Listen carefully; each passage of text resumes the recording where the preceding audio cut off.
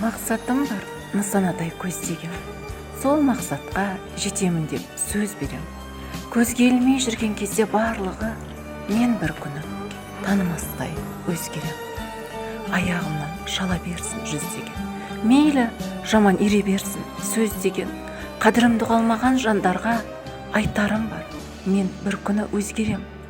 Арманымның асып өтем асуын, оңай емес қиындықтан қашуым. Мен өзгеріп басқадан болғанда оятпаңдар намысымның ашуын. Мен жеңістің биігіне шығамын.